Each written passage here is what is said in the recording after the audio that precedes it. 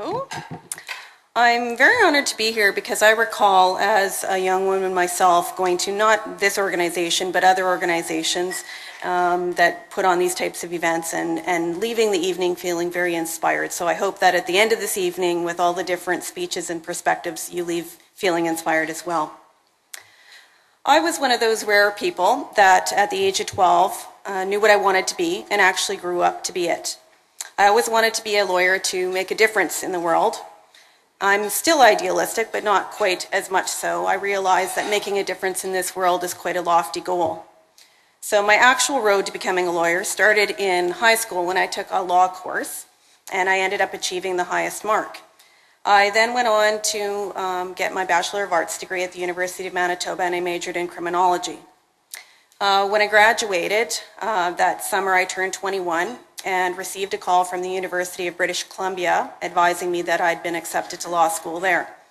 Well, within 1 week, I was packed and on a plane moving to Vancouver, and my poor mom didn't know what had hit her, but because she knew I'd always wanted to be a lawyer, she wholeheartedly supported that goal, and off I went. And of course, like most people who are leaving Winnipeg thinking, okay, well, this move to Vancouver, it's going to be permanent. Well, you know, I got there and discovered that really there's no place like home. So after my first year at UBC, I transferred back and finished my second and third year at U of M and graduated law school there in 1993. So you may or may not know what it takes to become a lawyer. After you've finished your school, then you need to article for a year, and that's working under lawyers who are more seasoned and can give you practical advice.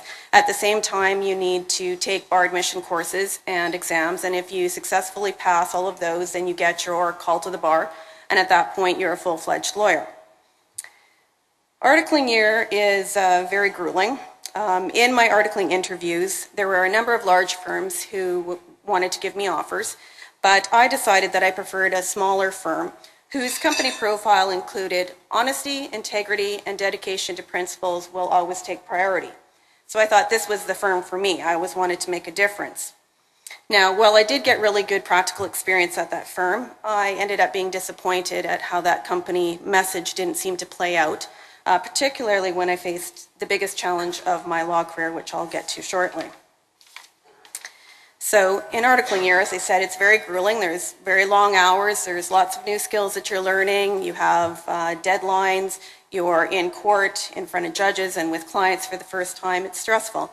But I made it through that year and the next year as a young lawyer, and I was into my second year as a young lawyer, and I got sick. I had been told that I had a form of cancer, which was 100% curable, but I would need to undergo chemotherapy on a very intensive 5-day on, 5-day off type of cycle.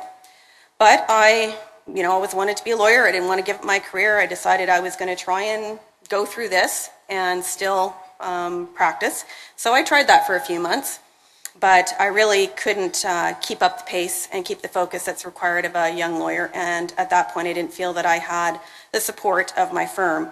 And I decided to leave the active practice of law at that point. At the same point in time, my then husband was opening a company, and I decided that I would still be able to work and work in a business and use some of my law experience helping out with that. And it would be much more flexible and less demanding as I regained my health.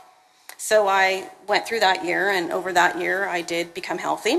And even though I was really enjoying that work, the company really couldn't support the two of us, and one of us needed to get an outside source of income.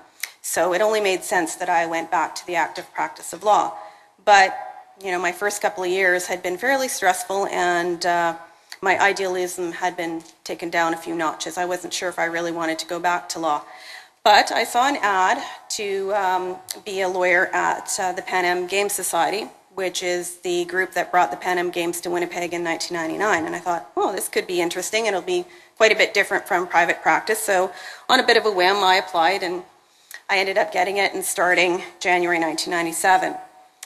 My term there was almost 3 years, and during that term, I saw a whole different side of law. I worked on a whole wide variety of very interesting contracts. I worked with some great people. I saw the whole organization grow. I was number 27 employee, and by the end, we had 350 employees, and yet lots of really young, vibrant people. And my whole attitude towards law had changed. I was back in love with being a lawyer.